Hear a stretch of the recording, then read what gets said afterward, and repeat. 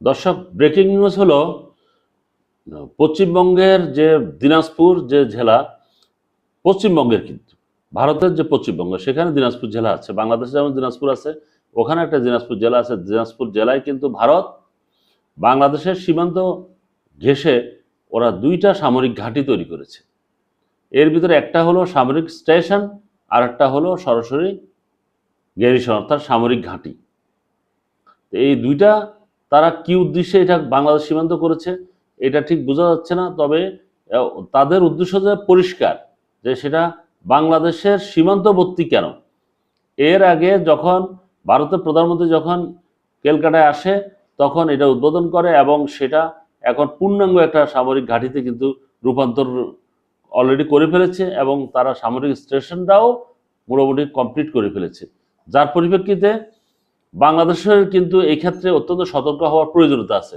কারণ পাশাপাশি যখন একটা দেশের সামরিক ঘাঁটি সেখানে তৈরি হয়, তাহলে বাংলাদেশও উচিত যে বাংলাদেশও তার পাশাপাশি কোথাও না কোথাও একটা সামরিক একটা স্থাপনা তৈরি করবে এবং সেখান থেকে তারা বিভিন্ন গোয়েন্দা তথ্য এবং বিভিন্ন ধরনের রিপোর্ট ওরা সংগ্রহ করবে।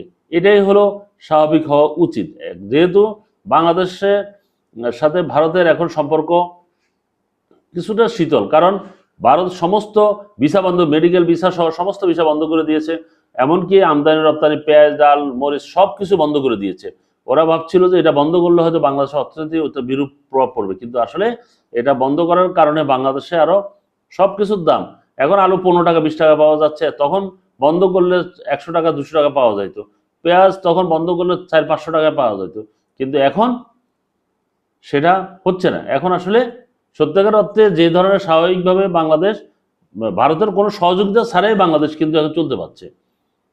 দর্শক, একটা জিনিস খুবই পরিষ্কার যে বাংলাদেশ এখন নিজের মাথা উঁচু করে বাঁচতে শিখেছে। বাংলাদেশ আত্মমর্যাদাশীল একটা দেশ হিসাবে এখন বিশ্ব দরবারে তারা মাথা উঁচু করে বক্তব্য দিতে পারছে, বলতে পারছে।